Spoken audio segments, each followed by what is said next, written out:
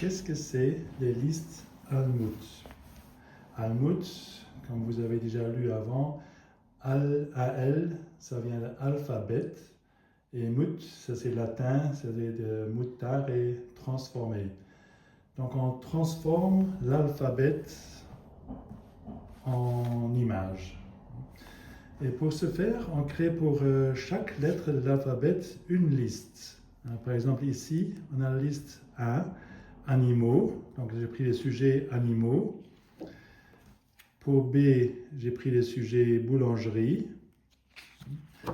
Pour C, c'est cuisine. D, docteur.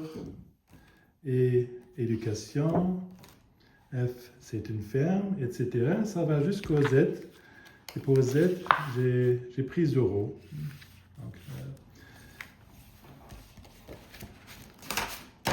Donc, ça, c'est un peu pour l'organisation.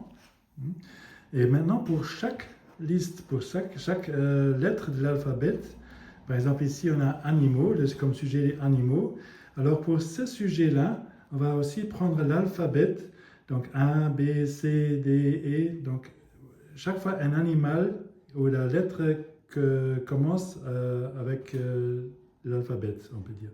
Donc, A, antilope, B, baleine, C, cochon, etc. Et puis, pingouin, etc. Donc, chaque fois, avec les lettres de l'alphabet. Même que l'alphabet, il a 26 lettres, mais on essaie de faire seulement 25 lettres. Par exemple, ici, j'ai laissé le Q de côté, parce que c'était aussi difficile de trouver un animal avec la lettre Q. Et aussi, la deuxième raison, c'est la plus importante même, pour qu'il y aura 25 objets qu'on puisse nouer à ces animaux, par exemple, ou 25 sujets, autres sujets d'apprentissage.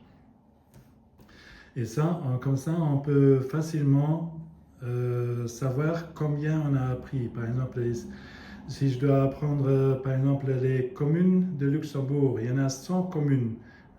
Donc, alors, je sais, ici, il y a 25 communes que je pourrais nouer ici dessus. Et on sait que j'ai besoin de 4 listes pour apprendre toutes les 100 communes. Comme ça, on sait que je pourrais nouer 100 communes sur 4 listes. Okay. Comment on pourrait faire? Ça, on va le voir dans une autre vidéo. À la prochaine.